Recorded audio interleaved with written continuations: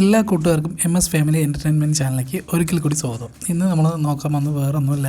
വീഡിയോയിൽ തുടക്കത്തിൽ തന്നെ നിങ്ങൾ കാണുമ്പോൾ തന്നെ മനസ്സിലായിട്ടുണ്ടാവും ഗോൾഡ് പർച്ചേസിങ് തന്നെയാണ് കേട്ടോ.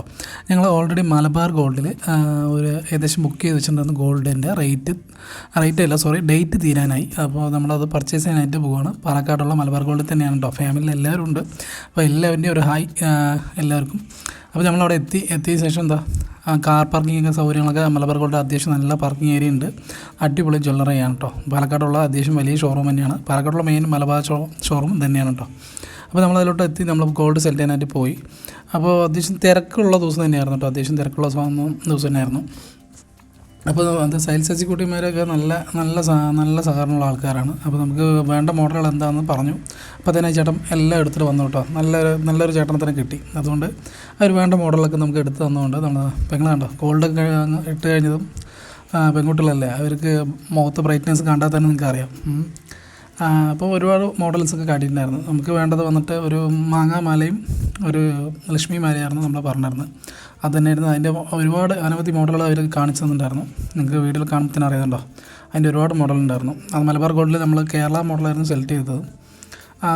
അതിന് പുറമെ നമുക്ക് ചെട്ടിനാട് മോഡലൊക്കെ ഉണ്ട്. അതിന് റേറ്റും കൂടും. പിന്നെ അതിൽ ഡയമണ്ട്സും കാര്യങ്ങളൊക്കെ വരുന്നതുകൊണ്ട് അതിൻ്റെ കല്ലിൻ്റെ റേറ്റും കൂടെ വരും. അപ്പോൾ നമുക്ക് കേരള മോഡലിൽ മതി എന്നായിരുന്നു പറഞ്ഞിരുന്ന ഓപ്ഷൻ.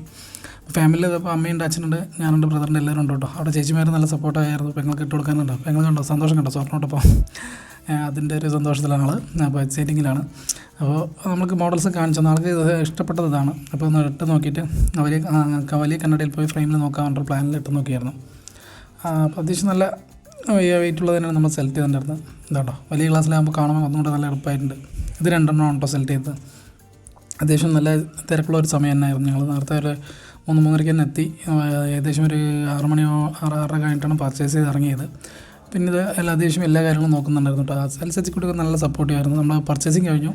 അപ്പോൾ അന്ന് നമുക്ക് ക്യാഷ് കുറച്ച് പെൻഡിങ് ഉള്ളതുകൊണ്ട് നമുക്ക് അന്ന് സ്വർണ്ണം എടുക്കാൻ പറ്റിയില്ല കേട്ടോ. അത് 2 ദിവസം കഴിഞ്ഞിട്ട് പിന്നെ പോയിട്ട് ഞങ്ങൾ ഗോൾഡ് എടുത്ത് വരുന്ന ശരിയാണ്. വേറെ പർച്ചേസിങ്ങും ഗോൾഡും കൂടെ പറഞ്ഞ് സെപ്പറേറ്റ് ഒരു ഡേറ്റിലാണ് പോയി എടുത്ത് കേട്ടോ.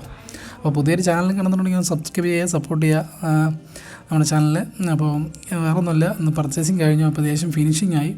നമ്മൾ പിറ്റേ ദിവസം ഒരു 6-6:30 കഴിഞ്ഞ ശേഷമാണ് പോയി എടുത്തത് കേട്ടോ. അന്ന് നമുക്ക് ഗോൾഡ് കാർഡ് വെക്കുന്നു പോകുന്നുണ്ടെങ്കിൽ ക്യാഷ് കറക്റ്റായി കൊണ്ടുപോകാം. നമ്മൾ തികയാതെ വന്നു കഴിഞ്ഞാൽ ഇതേപോലെ ബുദ്ധിമുട്ട് വരും. അപ്പോൾ ഓക്കെ, ബൈ.